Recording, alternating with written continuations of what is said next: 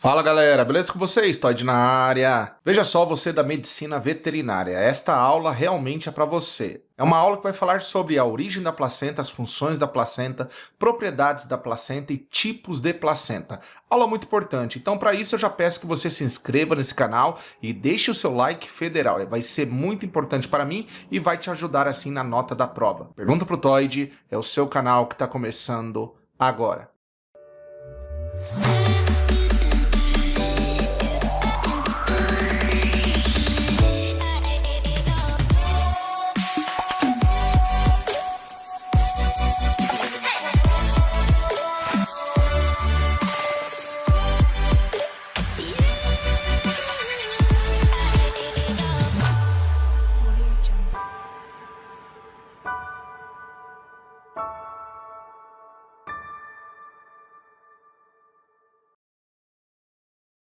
É isso aí, galera. Então, o tópico é placentação. Vejam bem, nós precisamos recordar as aulas anteriores e em uma dessas aulas eu explicava a formação da placenta a partir de uma estrutura do blastocisto chamada de trofoblasto, que acabava diferenciando-se em sincício trofoblasto e citotrofoblasto. Beleza ou não?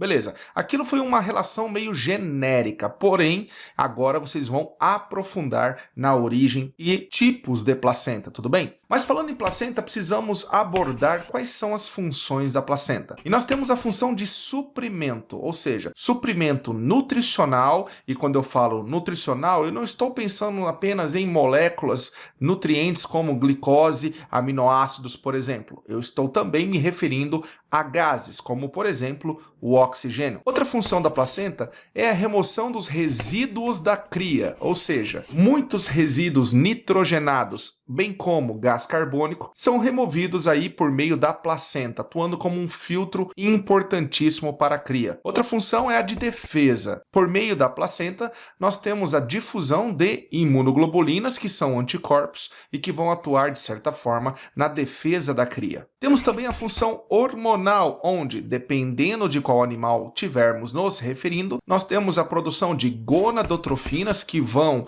atuar no corpo lúteo do ovário, fabricando a progesterona, que vai ser o hormônio que vai manter aí o endométrio uterino vivo. Nós temos outro hormônio aí chamado de relaxina, responsável por relaxar determinados ligamentos para facilitar assim o momento do parto. Temos aí a produção pela própria placenta da progesterona, hormônio essencial para a manutenção da gestação, e temos também em algumas espécies, como por exemplo ruminantes, a produção de um hormônio chamado de lactogênio, que vai dar origem aí à produção de leite. É por isso que nos ruminantes nós temos uma importante produção de leite. Uma propriedade significativa quando nós falamos de placenta é a famosa barreira hematoplacentária.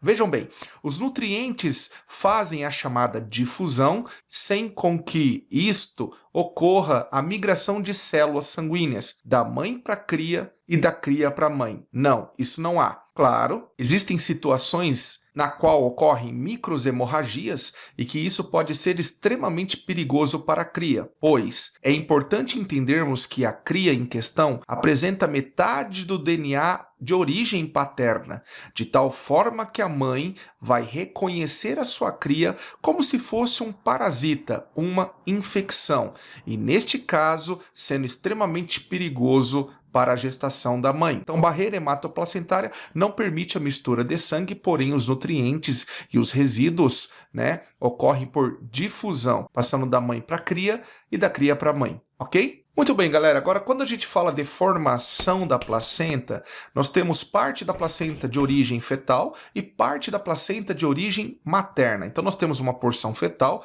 e uma porção materna.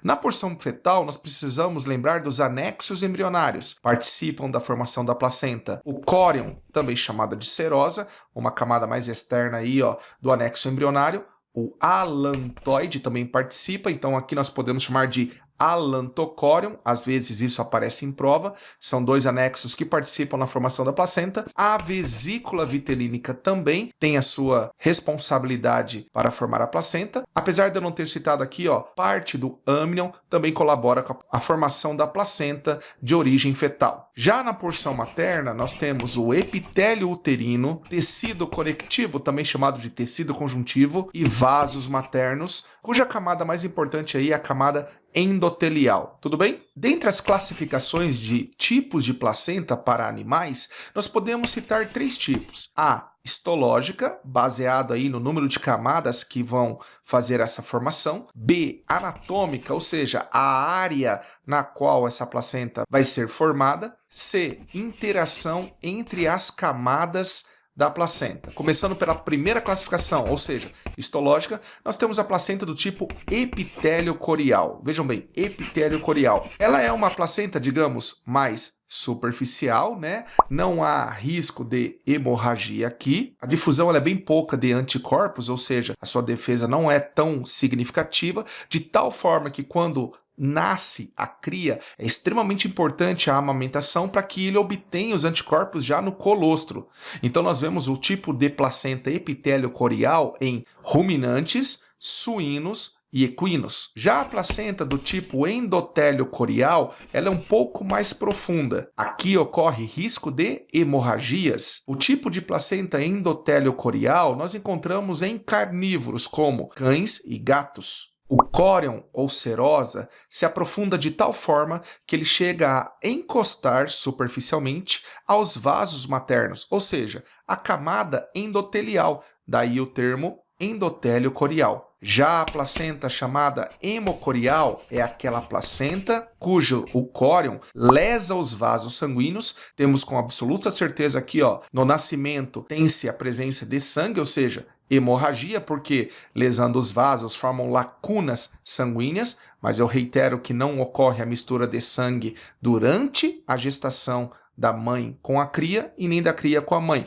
mas na hora do parto isso acaba sendo inevitável, tudo bem? É uma placenta bem profunda, robusta. Ela é encontrada em primatas, aqui nós temos que lembrar do ser humano, e ratas. Um outro tipo de classificação aqui agora vai ser baseada na área que abrange essa placenta, ou seja, anatômica, tudo bem? Sendo assim, nós temos a placenta do tipo difusa, com uma extensa área e de maneira uniforme, encontrada aí em suínos e equinos. Temos a placenta zonária, na qual existe uma zona, uma área na forma de anel que circunda animais carnívoros, não é tão extensa quanto a difusa. Placenta cotiledonar encontrada em ruminantes, de tal forma que o córion ou serosa acaba interagindo com o epitélio uterino, que forma a chamada carúncula materna, e essa interação nós chamamos de placentoma. Cotiledonar é porque existem pequenas áreas de placentomas distribuídos ao longo da placenta. Enfim, nós temos a placenta discoidal, ou seja,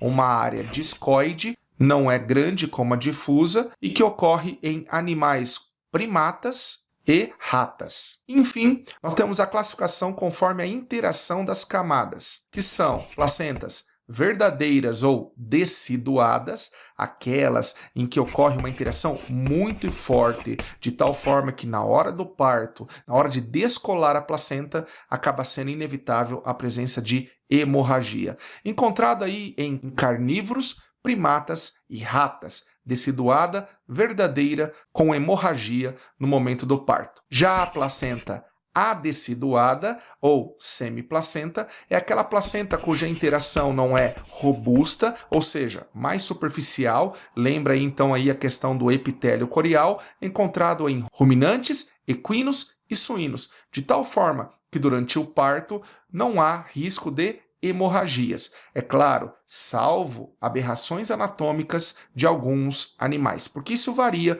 de indivíduo para indivíduo. Tudo bem? Eu espero que você tenha gostado dessa videoaula. Deixe o seu like, se inscreva nesse canal e avise os colegas. Beijo para vocês. Tchau, galera!